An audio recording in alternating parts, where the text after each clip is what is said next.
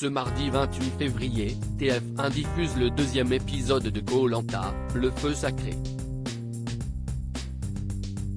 Les aventuriers sont désormais 19 et la compétition commence à se faire sentir. Rudy, chez les Rouges, est au centre du jeu et sème la zizanie dans l'équipe adverse en communiquant avec Tania lors d'un jeu.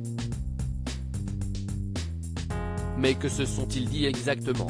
On a la réponse. Alors que la semaine dernière, l'équipe des Jaunes s'est séparée de Célia, la doyenne qui a trouvé sa sortie minable et sans honneur après 14 années à postuler au jeu de survie de TF1, l'équipe des Rouges s'est illustrée dans cette première épreuve de confort en remportant le kit de pêche tant convoité. Rudy, conducteur de métro dans le Val-de-Marne âgé de 41 ans s'est imposé en tant que dernier relayeur et en cassant les 6 cibles restantes. Il a même récupéré le pouvoir du talisman détenu par Nicolas chez les Jaunes depuis sa victoire face à Elena sur le parcours des bambous. Mais lors de l'épreuve d'immunité, ce même Rudy, décidément central en ce début de saison, est à la manœuvre mais peine à mener son équipe à une nouvelle victoire. Pourtant, Tania, la diététicienne de 22 ans de l'équipe jaune, n'hésite pas à se tourner discrètement vers lui, pour lui demander un coup de main en cas de défaite de sa tribu. Une cachotterie qui ne passe pas inaperçue au sein des coéquipiers. Koh-Lanta 2023, Rudy en dit plus sur sa conversation avec Tania mais que lui a-t-elle vraiment glissé à l'oreille? Juste après le jeu, elle m'a dit qu'elle était clairement en danger. Je me suis dit, mince c'est chaud pour elle. Comme je vois que par rapport aux épreuves, ça pêche un petit peu et que ça risque d'être elle après Célia, la prochaine sur la sellette, note de la rédaction, je comprends que je peux la rallier indirectement à ma cause. Dans ma tête ça va vite, je garde précieusement l'information. Je me dis que si je pouvais sauver quelqu'un avec le talisman, ça serait elle. Et que forcément elle me rendrait l'appareil. Et les autres se tireraient dessus au conseil. Mon but c'est de foutre la haine dans l'équipe adverse. Nous confie Rudy. Pourtant, à ce stade, l'aventurier ignore tout des répercussions que cet échange aura dans l'équipe jaune de retour sur le camp.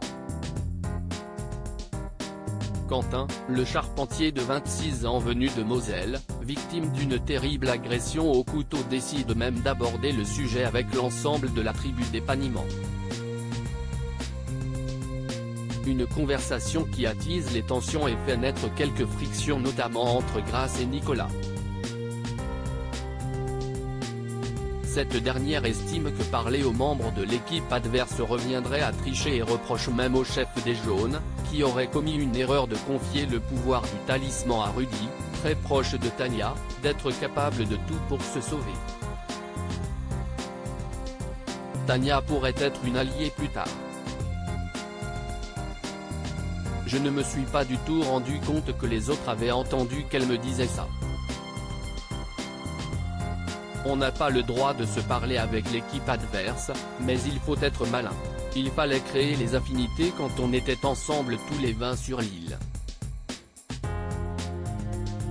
Après, si est à nous de savoir si on va respecter ce que l'on s'était dit à ce moment-là.